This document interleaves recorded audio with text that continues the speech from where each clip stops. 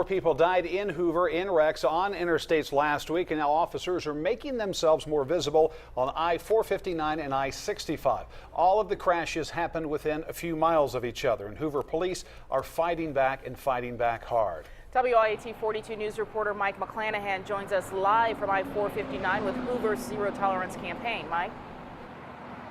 Sherry, with so many fatal wrecks in such a short period of time, Hoover Mayor Gary Ivey says he considers this a state of emergency. He's hoping the city can avoid any more death over the 4th of July weekend by making it clear that Hoover police have zero tolerance for speeding on I-459 and I-65.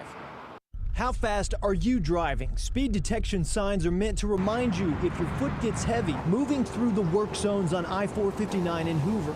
If that's not enough, a Hoover police officer is more than willing to take it a step further. First, there was the fatal hit and run which killed a construction worker on I-459 in May. Now, after 3 wrecks claimed 4 lives in 1 week, the city is taking drastic steps to avoid any more needless loss of life. Hoover Fire Department Executive Officer Rusty Lowe tells us last week is the deadliest he can remember. So that's what's really taking its toll. You know, our numbers of calls are not up. It's just the seriousness of the calls and the number of deaths that we've had. Hoover Mayor Gary Ivey tells WIAT 42 News that excessive speed was a factor in at least one of the 3 wrecks. Still, Hoover drivers tell us they see people flying on 459 all too often, work zones or not. By my estimates, are going like 80+ miles an hour, sometimes closer to 90. Yeah, I figured that most people, if they're not concerned with safety, they'd at least be concerned with the double fine things. But apparently, that's not much of a deterrent. I go ahead and get off at the Galleria flyover just because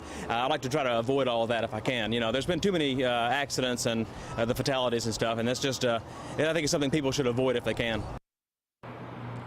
Hoover police will be more visible on I-65 and I-459 through the 4th of July holiday, but Mayor Ivey tells us that the zero tolerance policy will remain in place until further notice. Live in Hoover, Mike McClanahan, WIAT 42 News, coverage you can count on.